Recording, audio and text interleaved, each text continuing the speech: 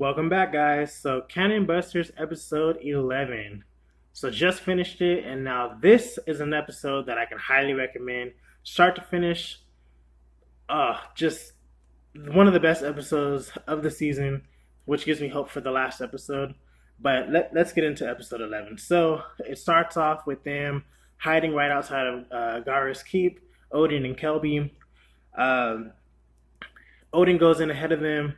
Turns out it's an ambush. All the top assassins that have been hunting them down, that are part of like Locke's minions, are there waiting for them. And you could just tell, like, oh my gosh, this episode was just so good. So Odin goes there. He's caught by surprise. He's overpowered. He's captured, and Odin is just a loyal person in general because they are interrogating him. They're torturing him. I mean, they're just subjecting him probably to some of the most just painful torture ever. And he is not squealing. He's not trying to give up the king. I'm sorry, the prince. So meanwhile, between what's her name? The prisoner. I always forget her name because she's not that relevant to the story. But the prisoner and Kelby, they're basically talking back and forth. Kelby's getting nervous, and so he decides, hey, it's time for us to go find Odin. So the prisoner and Kelby, they kind of have like a mutual. It seems like they have a mutual respect for each other, and they go find Odin. In the meantime, Philly, Sam, and Casey are also at Gara's Keep. Now that's one thing I've been saying is it seems like they bounce from location to location, and it's like fast. So now all of a sudden they're where they need to be, and it took them 11 episodes to get there. Anyways, so they get to Gara's Keep. They obviously see that something is off. Like there's no guards. It's just obviously it's a setup. So back to Odin, he's getting interrogated. He's refusing to give up the prince, and then Kelby and the prisoner, which is now like an ally of his, they bust in to try to save Odin. But lo and behold, it looks like the prisoner still has loyalties to Locke, so it seems. So he gives up the prince. The prince, he's so young, and he's just like, my father will make sure you guys rot in prison for the rest of your lives. Then they disclose to the prince that the king got killed, and it's just so sad because Odin, you can tell Odin is such a protector. He really did not want Kelby to be subjected to hearing that about his father, and Odin's tied up, so he can't console the prince, and you could tell Odin's heart broke because the king is a long time friend of his, and then Kelby is like a second son to him, and he couldn't console him. So that whole scene was just heartbreaking, and Kelby is on like the verge of having like a mental breakdown. So that happens, and then in the midst of things getting heated, Philly the kid, Sam, and Casey fall through the ceiling. Again, the randomness, but we're gonna let that slide because again, this episode was really good. So they crash down. Everyone's like pointing their guns at each other. It gets real. It's like a big old explosion happens, and everybody's trying to chase the prince. So they finally get a hold of the prince, and you start to get a feel for like, dang, this show's almost over. Like it's hitting the head.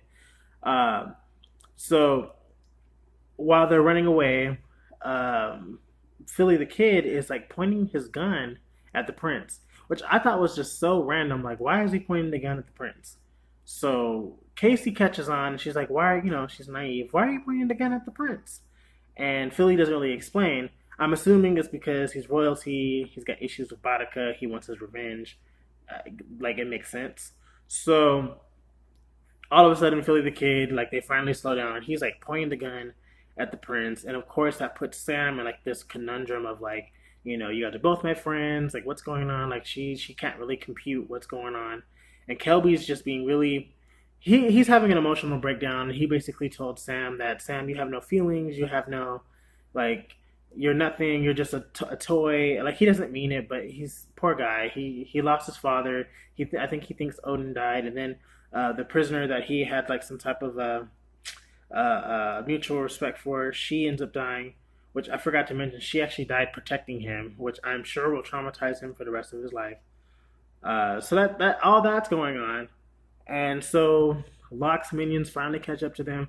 And what I thought was really funny is while they're having their emotional breakdowns, the minions are literally sitting back, watching them have these emotional breakdowns, have like these dialogues. I don't know if that was on purpose, but it was very like they literally sat there and watched them have these breakdowns like, oh, this is so touching, I'm glad you guys had this moment, but hey, we're here to kill you type moment. So I thought that was pretty funny.